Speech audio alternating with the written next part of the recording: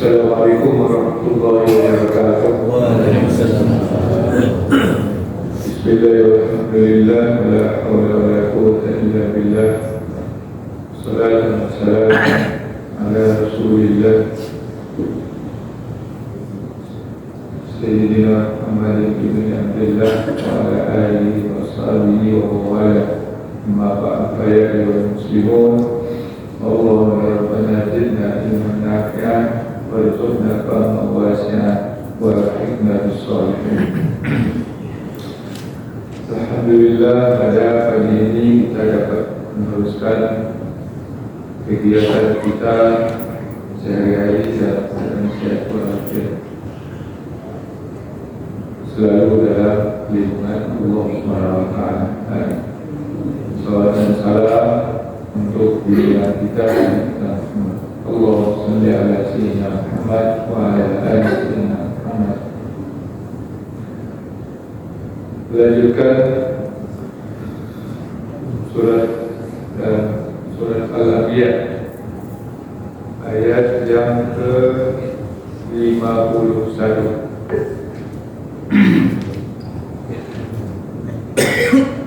Ayat yang ke-51 Al-Anbiya. Bismillahirrahmanirrahim. Bismillahirrahmanirrahim. Walaqad atayna Ibrahim rusydahu min qabl wa kunna bihi alimin. Dan sungguh kami sudah memberikan kepada Ibrahim rusydahu, petunjuk kecerdasannya, min qabl, sebelumnya, dari sebelumnya, itu sebelum Musa dan Harun. Wa kunna bihi alimin, dan kami sudah mengetahuinya atau sudah mempunyai ilmu tentang dia. Idh qala li abihi wa qawmihi ma hadhihi tamathil allati antum laha aakifun. Ingatlah ketika Ibrahim berkata kepada bapaknya, ayah, wa qawmihi, dan kaumnya, apakah patung-patung ini yang kamu semua menyembah dan kepadanya, atau beriktikaf kepadanya, itu maksudnya menyembah. Qalu, mereka menjawab, wajadna aba'ana laha abidin, kami sudah mendapatkan nenek moyang kami menyembah kepadanya. Qala, Ibrahim berkata, laqad kuntum antum wa aba'ukum fi dhalalin mubin, sungguh-sungguh kamu dan nenek moyang kamu berada dalam kesesatan yang nyata. Qalu ajibtana bil haqqi am anta minal la'ibin. Mereka menjawab, apakah engkau datang kepada kami dengan kebenaran, membawa kebenaran, am anta minal la'ibin, atau engkau termasuk orang-orang bermain-main? Qala bal rabbukum rabbus samawati wal ardh alladzi fatarahunna wa ana ala dzalikum minasyahidin. Ibrahim menjawab, tetapi Tuhan kamu adalah Tuhan langit atau pencipta langit dan bumi yang telah menciptakan mereka. Wa ana, dan aku, kata Ibrahim, ala dzalikum, atas yang demikian itu, minasyahidin, termasuk orang-orang yang menyaksikan. Wa tallahi la'atidanna asnamakum ba'da an tuwallu mudbirin, dan demi Allah, aku sungguh akan memberikan tipu daya kepada berhala-berhala kamu, ba'da an tuwallu mudbirin, setelah kamu meninggalkannya di belakang. Di situ bisa setelah ceritakan kisah apa namanya, satu bagian dari kisah Musa dan Harun, mengingatkan tentang Musa dan Harun sebelum di alam ayat yang sebelumnya. Maka di sini disambung dengan kisah Ibrahim, yaitu suatu fragmen penting atau mungkin juga fragmen yang klimaks dari dakwah Nabi Ibrahim yang diingatkan kepada Rasulullah SAW kepada kita, ya, untuk menjadi penguat bagi Nabi kita Muhammad SAW. Itu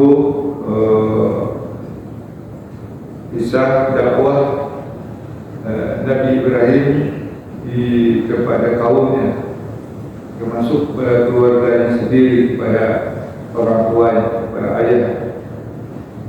Ini suatu hal yang berat yang dialami oleh para nabi, yang disebutkan dan diabadikan oleh Allah SWT dalam ayat-ayat ini.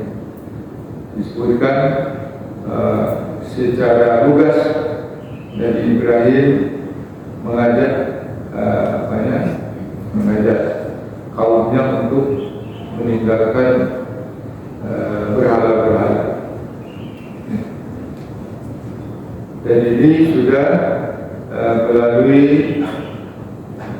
Walaqad-atayna Ibrahim ar-rusyda. Jadi petunjuk itu sudah diberikan, jalan yang terang itu sudah diberikan pada Ibrahim. Ya, setelah perjalanan spiritualnya, ya, mencari kebenaran yang diabadikan dalam surat Al-An'am, ya, sudah mendapatkan pegangan keimanan yang kuat melalui wahyu, maka mulailah Nabi Ibrahim berdakwah. Ya, tentu pada keluarganya dulu, pada bapaknya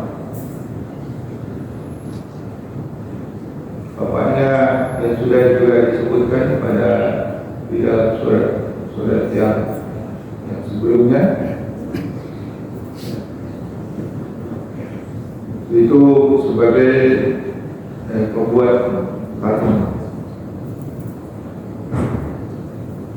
Itu sudah satu hal lagi yang menambah berat pekerjaan atau tugas dari Ibrahim untuk mengajak orang keluarga sendiri, orang tuanya sendiri untuk meninggalkan pekerjaan yang sekaligus bukan saja meninggalkan untuk menyembah patung-patung itu, tapi juga tentu menghentikan bisnisnya, ya. Karena dia bekerja untuk untuk menghasilkan produk patung-patung.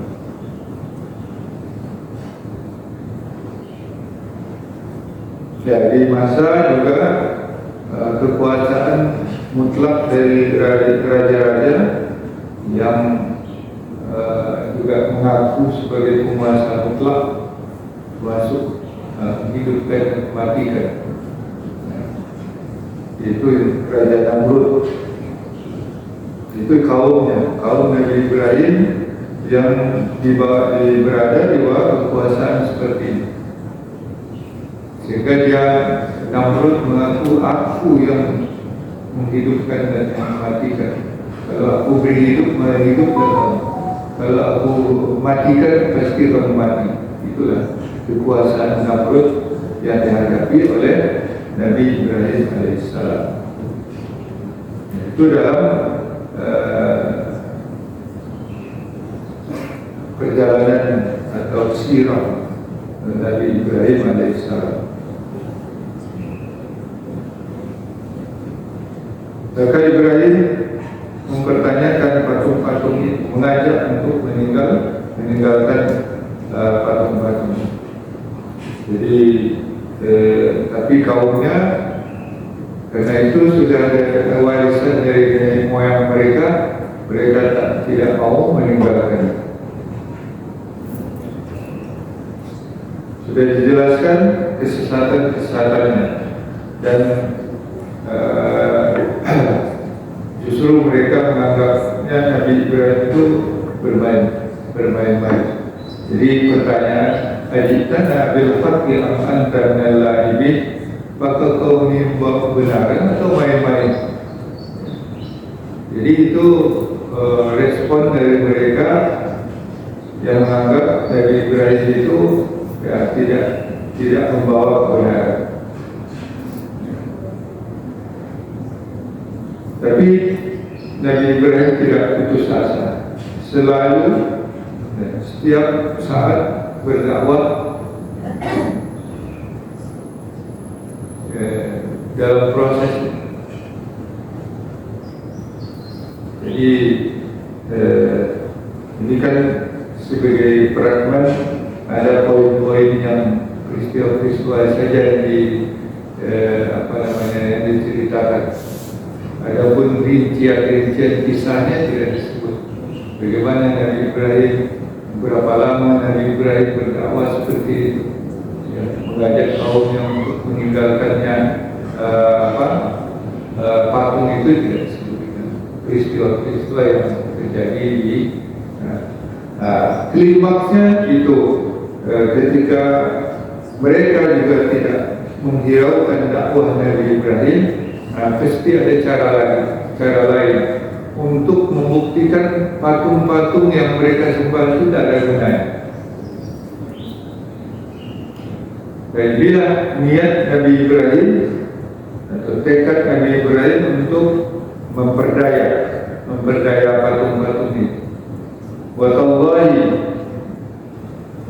di ujungnya, ya, watallahi la aqidanna asnamakum ba'da an tuwallu mudbirin.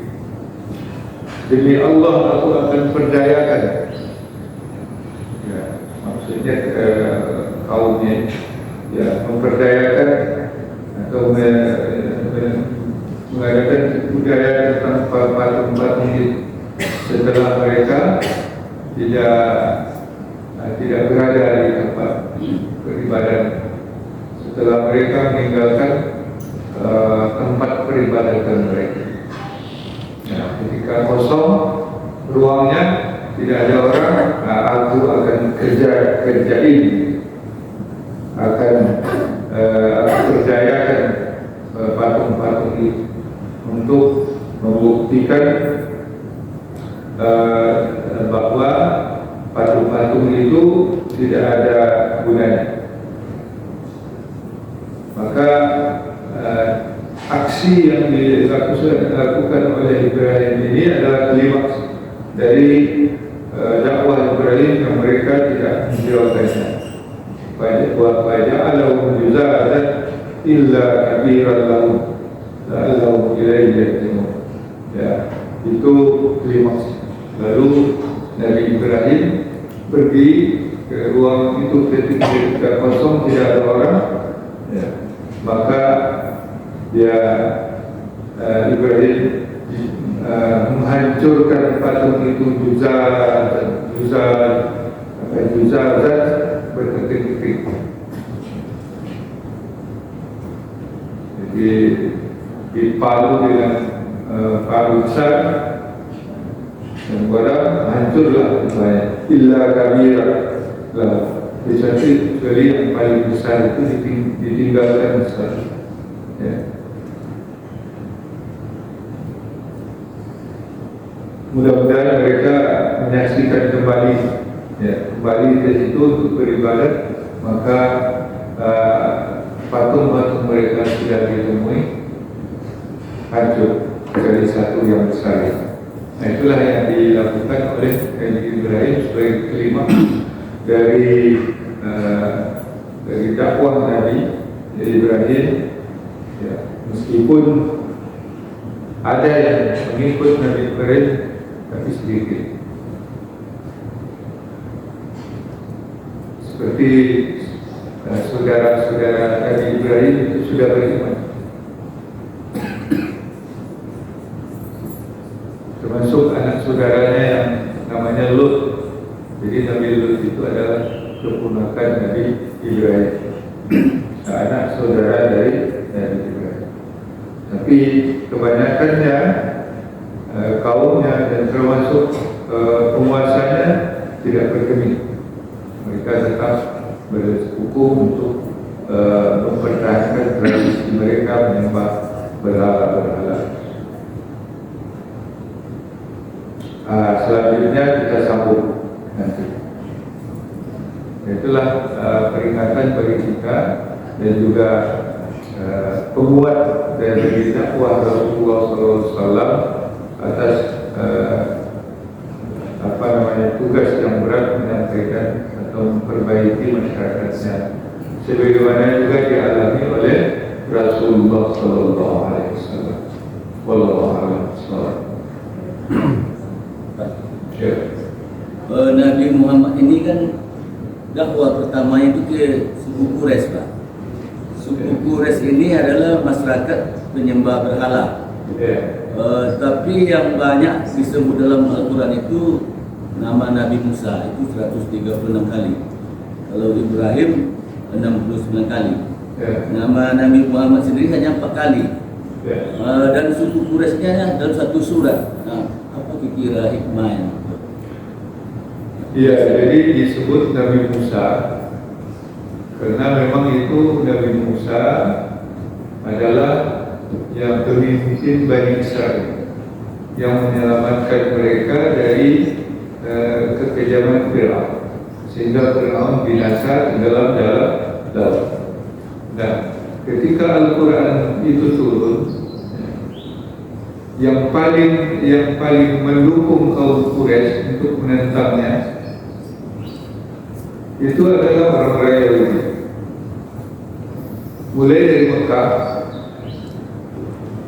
orang-orang Quraisy itu berkonsultasi kepada orang-orang Yahudi tentang bagaimana menghadapi Muhammad. Jadi konsultannya orang-orang Quraisy Mekah itu adalah orang-orang Yahudi, karena mereka punya pengetahuan tentang sejarah nabi-nabi. Maka oleh sebab itu Nabi Musa dan Bani Israel itu banyak disebut. Apalagi di Madinah. Di Madinah, di sekitar kota Madinah itu hidup suku-suku Yahudi yang itu mendukung Arab-Arab Badui yang itu untuk menentang Nabi. Bahkan mereka sebagian itu menjadi orang-orang munafik yang kerjanya itu menghasut kaum muslim untuk menghancurkan dakwah Rasulullah SAW dari dalam. Ya, ini kita kenal dari seperti Abdullah bin Ubay, tokoh-tokoh Yahudi yang munafik.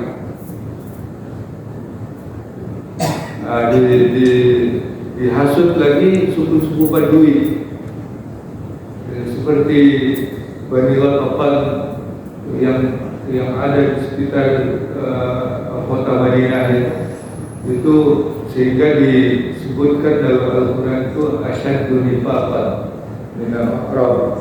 Jadi dari suku Badui yang sangat munafik. Ya, nah itu wajar. Jadi dialog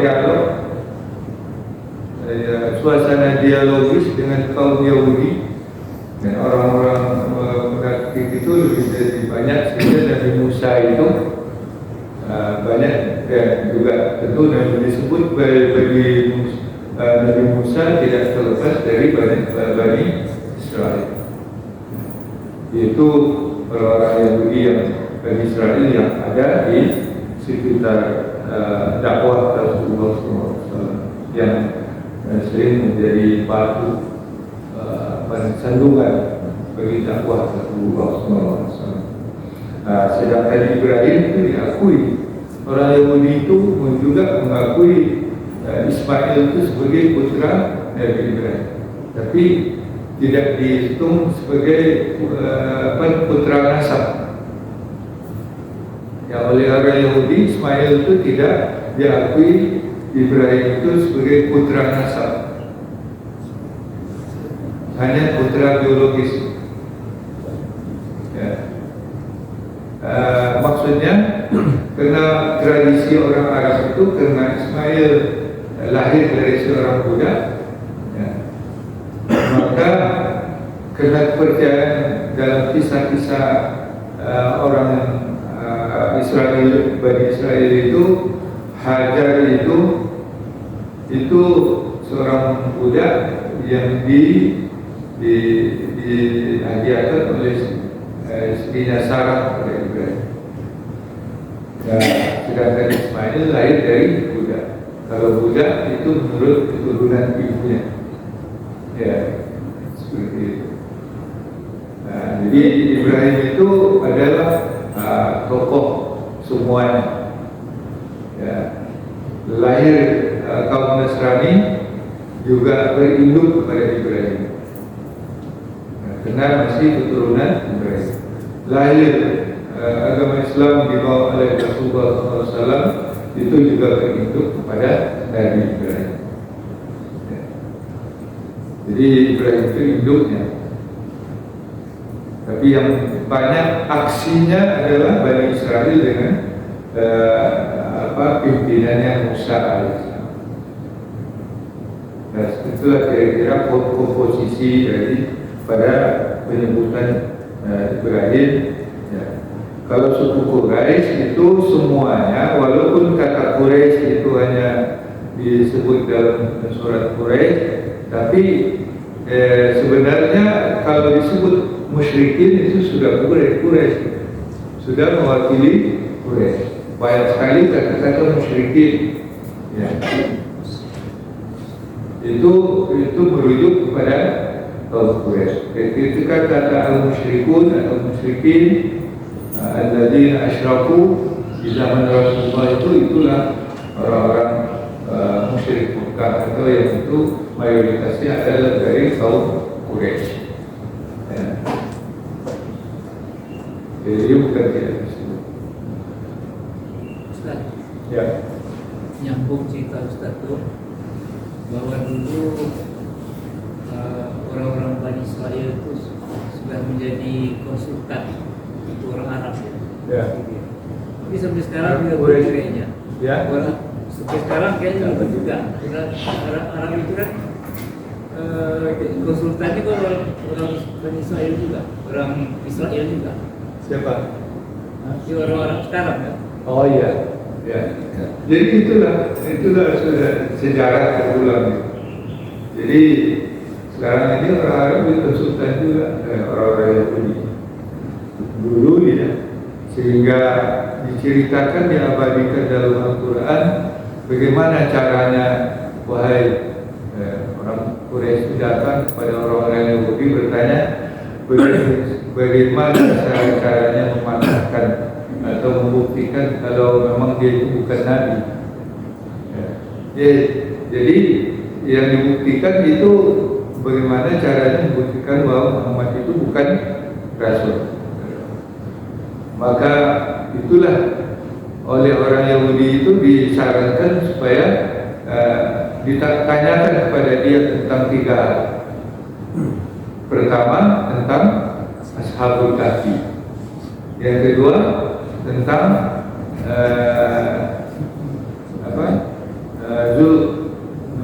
Zulkarnain. Yang ketiga tentang Ruh. Tapi kalau dia bisa menjawab, itu dia betul-betul Rasul itu. Ya, itu salah satu contoh dari konsultasi orang musyrik kepada ahli kitab. Tapi ternyata pertanyaan-pertanyaan yang disarankan oleh orang-orang Bani Israel itu pada musyrik Makkah itu bisa dijawab oleh Rasulullah dengan melalui wahyu. Dalam surat Al-Kahfi terjawablah tentang Ashabul Kahfi. Dalam surat Al-Isra terjawab juga tentang Ruh. Dalam surat Al-Kahfi terjawab tentang Ashabul Kahfi dan tentang Zulkarnain.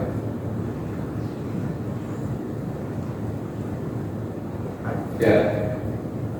Dari kisah Ibrahim ini saya menangkap bisa menjelaskan bagaimana Islam tradisional dan Islam agama modern di Indonesia gitu kan. Jadi ada orang yang beragama di Indonesia ini yang taklid, percaya buta seperti itu kan dengan apanya kan, ada yang memakai akal sehat. Kalau Ibrahim kan memakai akal sehat dan sehingga dianugerahkan kecerdasan dia kan. Ibrahim pun mencari tahu itu dengan akal sehat dia. Kalau dia nampak bulan ini betul dia berubah lagi itu dia kan akal sehat, belum dia akal sehat itu kan. Kalau Musa dengan itu kan lewat berbicara langsung dengan Allah. Kalau Muhammad itu lewat apa? Lewat wahyu dari Jibril. Nah, jadi kalau Ibrahim kan murni dengan akal sehat, dengan itu kan dengan mengetahui dengan akal sehat dia. Ini juga mengajarkan patuh kan akal sehat. Dia mengajak kita berpikir kan itu kan. Berpikir. Jadi itu mungkin bisa kita menjelaskan orang cara-cara beragama orang sekarang kan. Ada yang dia percaya aja sebetulnya apa itu dalam apa soalnya ini kan kalau yang Bapak kan mereka percaya kan nenek moyang mereka seperti itu kan. Iya, jadi Nabi Ibrahim diutus ketika iman itu sudah hilang.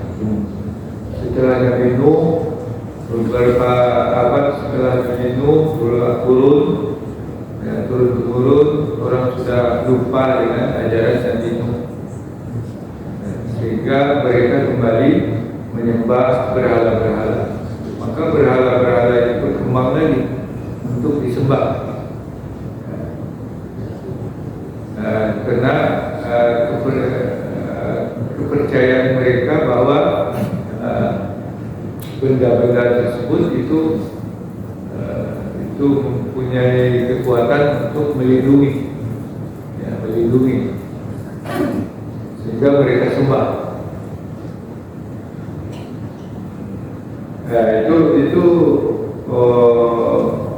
Oleh sebab itu tidak ada guru bagi Nabi Ibrahim. Kalau nggak ada contoh yang bisa dilihat. Kalau dari masa Rasulullah SAW ada dakwah orang Yahudi. Orang Yahudi itu kan selalu juga berdakwah, membacakan Taurat. Taurat itu dalam bahasa Ibrani. Ya, ada pengajian orang Yahudi itu. Setidak-tidaknya ya pernah dengarlah cerita-cerita tentang iman, tentang Alkitab. Jadi istilah Alkitab, istilah Rasul Nabi sudah ada di dalam bahasa Arab itu sendiri. Ya. Apalagi dengan orang-orang Nasrani, istilah-istilah apa namanya itu Al-Kanisah, gereja,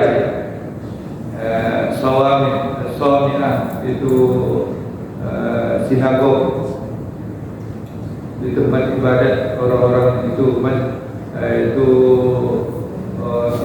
al-masjid, itu adalah terma-terma istilah-istilah yang sudah ada di zaman jahiliyah.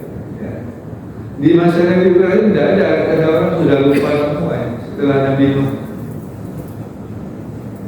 Jadi Allah memberikan ketajaman pikiran kepada Nabi Ibrahim, sehingga dia bisa mengarah pada pencarian yang lurus. Itu disebut Hanifah. Jadi wattabi'u millata Ibrahim Hanifah. Jadi ketajaman pikiran Nabi Nuh itu terarah dia ke arah yang lurus. Itulah Hanifah. Sehingga dia menemukan kebenaran. Ya, dari belajar pada alam terkabang menjadi guru. Nah, itulah Nabi Ibrahim. Karena itu dia disebut agama yang diajarkan itu agama fitrah. Itulah yang diwariskan oleh Nabi Ibrahim dan juga diteruskan oleh baginda Rasulullah SAW. Saya Ya. tentang Muhammad bin Abdul Wahab kan sama-sama ketahui adalah tokoh Wahabi Salafi, dan dia berkontribusi dengan Yunus Saud, tokoh kemerdekaan dari Saudi Arabia. Jadi kan untuk memerdekakan Saudi Arabia dari Turki Utsmani, karena Turki Utsmani kalah di Eropa, tidak bisa menaklukkan dunia, dia kan menyatukan pendapat bahwa Wahabi itulah yang kayak kita tokoh kemerdekaan Indonesia lah, kayak gitulah. Yunus Saud itu Muhammad bin Abdul Wahab yang saya tanyakan, apa Yahudi juga tuh? Siapa namanya? Muhammad Abdul Wahab tadi. Kalau saya baca sejarahnya orang Najas atau kontribusinya Yahudi. Si Muhammad Abdul Wahab yang tokoh kemerdekaan dari Saudi Arabia. Terima kasih. Iya, yang jelas Turki Utsmani ini rivalnya adalah kekuatan Barat, Eropa, ya khususnya Eropa.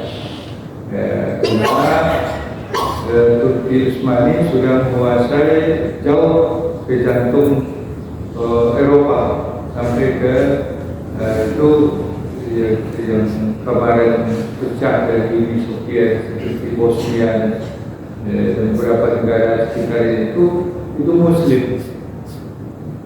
Ya. Itu dipengaruhi di Turki Utsmani, dan mereka walaupun ekspansi Turki Utsmani itu sudah terhenti sejak kekalahan di Wina itu, tapi kekuasaannya kuat. Jadi sampai ke Nusantara ini adalah tunduk memberikan upeti kepada Turki Utsmani. Jadi Kesultanan Nusantara ini tetap memberikan upeti kepada Turki Utsmani. Upeti itu berarti ketanda kebersamaan sebagai negeri-negeri Muslim, Kesultanan Muslim itu pengaruh Turki termasuk kepada Aceh juga itu besar sekali. Ketika bangsa Eropa datang ke Malaka, ke Asia Tenggara ini, itu tidak terlepas dari bantuan Turki. Jadi di zaman modern di abad ke-18 itu, ya memang dinasti Turki Utsmani itu agak melemah. Itu kesempatan bagi Barat untuk menghancurkan Turki Utsmani. Maka strateginya itu ya dengan memecah belah kaum muslimin, ya mendapat justifikasi dari agama supaya operasi bersama itu ada berdasarkan agama gitu. Jadi itu dukungan dari Inggris itu sudah tercatat dalam sejarah. Cuma ya dengan ada perbedaan tentu dilipus lah, dilipu kalau bahasa kampung kan. Jadi tapi sejarahnya tentu tidak. Ya ada Ibnu Muhammad bin Abdul Wahab lahir dan belajar kepada seorang Yahudi yang bernama Hampir. Itu juga dianggap sebagai dongeng. Tapi itu sudah juga menjadi catatan sejarah. Ya. Nah, itu terutama unsur adu domba.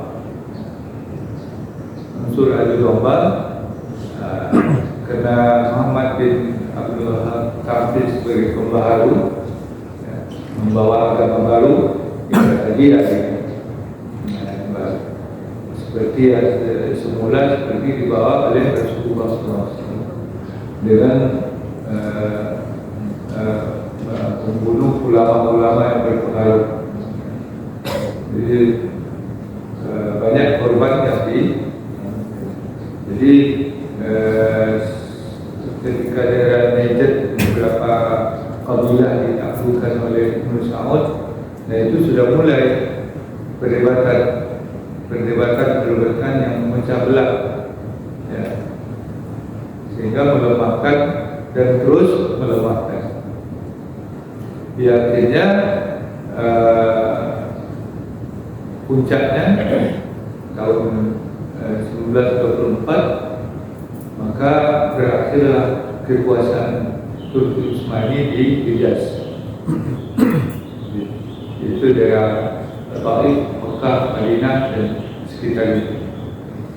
Ya, direbut oleh Ibnu Saud dan Abdul Aziz bin Saud dengan tentu saja diperkuat oleh fatwa-fatwa agama daripada Muhammad bin Abdul Wahab. Itulah asal mulanya seperti itu, sehingga menanglah Barat. Sekarang kan semuanya kekuasaan Barat. Minyak Arab Saudi itu orang Barat. Timur Tengah itu, kenapa Palestina itu ngotot dikuasai orang Barat? Karena di situ tersimpan banyak sumber daya alam, banyak di situ emas, di situ ada minyak dan seterusnya. Di samping juga kekuasaan dan sentimen orang-orang Yahudi. Jadi itu sekarang juga berhasil. Di zaman Belanda ada perdebatan untuk memecah belah itu antara kaum muda dan kaum tua, sehingga berdebat terus. Ya, tidak ada persatuan. Usolli diperdebatkan, ya. Maulid diperdebatkan sulit. Sekarang muncul lagi dan lebih marak lagi perdebatan seperti itu, sampai kepada perdebatan tentang Tuhan juga. Nah, Tuhan diperdebatkan, tidak akan habis sampai dunia kiamat. Sebab ini kita percaya apa yang kita percaya sudah. Mau orang lain percaya apa, ya, itu terserah, asal dia masih bersyahadat mengadakan ibadah atau salat ke arah ke kiblat, itu sudah cukup dah. Harusnya itu membuat kita bersatu. Dia dipecah oleh musalli, dipecah oleh kunut, dipecah oleh apalagi gitu, Tuhan di aras dan seterusnya. Itu adalah taktik pemecah belah yang sekarang sangat marak sekali. Israel yang dikecil orang Arab di sekitarnya, berapa? 7,8 juta jemaah penduduk Israel. Yang di sekeliling itu hampir 300 juta. Arab Saudi, Syria, Lebanon, Jordan, Mesir, Libya, sekitar Irak, masuk Turki, Iran, hampir 300 juta. Yaman, Melawan tuh ya Yaman, Yaman cuma ya termasuk Saudi itu melawan 7,8 juta. Kenapa? Itu hanya itu, dipecah belah. Coba kalau bersatu.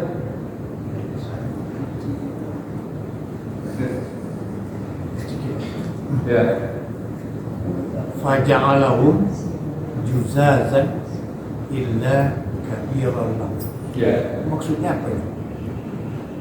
Ibrahim setelah kosong tempat ibadat itu, yang di situ mereka menyembah patung-patung yang terdiri patung besar dan patung kecil, ada satu yang paling besar.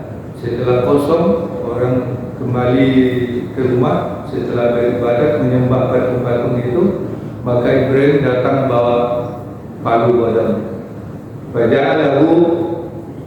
Faja'alahu juzal. Maka Ibrahim menghancurkan patung-patung juzal dan berpikir-pikir berantakan. Jadi ditinggalkan satu. Tinggal kabiran laut. Diambil, kecuali satu yang besar itu tinggalkan. diambilnya kapak, dia diam ke satu itu, atanya sama dia. Nah, itu nanti Apa kisah coba selesai. mereka? Itu kisah Apa yang coba mereka? Sampai itu lah. ada sampai di sini. Terputus. Hah? Sampai itu lah. Kalau sampai kira, ya ikut kau buat. Aku barang dua, aku kapak, acon tanya punya baik itu. Sampai dia. Sambung.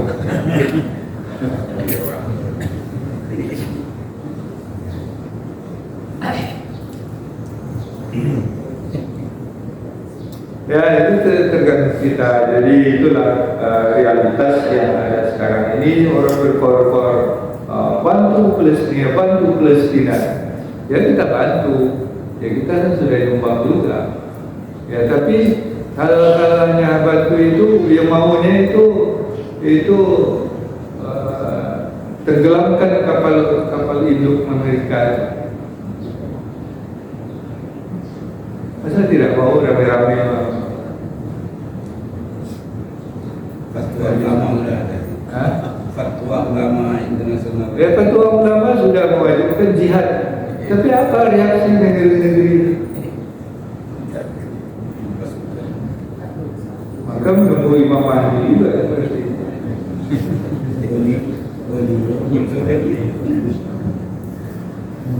Ini ide Prabowo mindakan penduduk Gaza ke Indonesia itu banyak konyol itu. Kan itu Israel tuh orang-orang Gaza dipindahkan. Itu urusan dirinya kan. Yang sakit pindah. Ya, jadi itulah mudah-mudahan kita tidak terpancing, tidak saling membenci. Karena itu harus terus akan digembar-gemborkan. Digembar-gemborkan itu sampai umat Islam ini betul-betul pecah belah.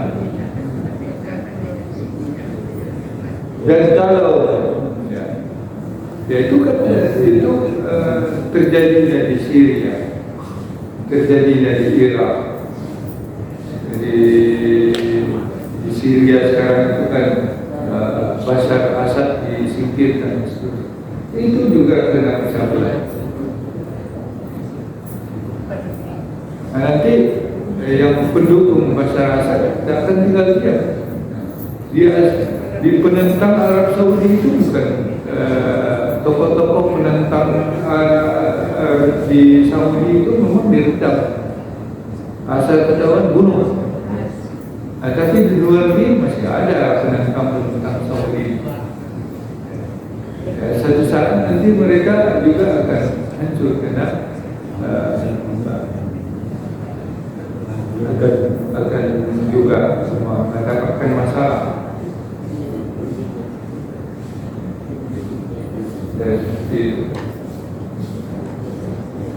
Itulah problema umat yang amat besar di zaman sekarang.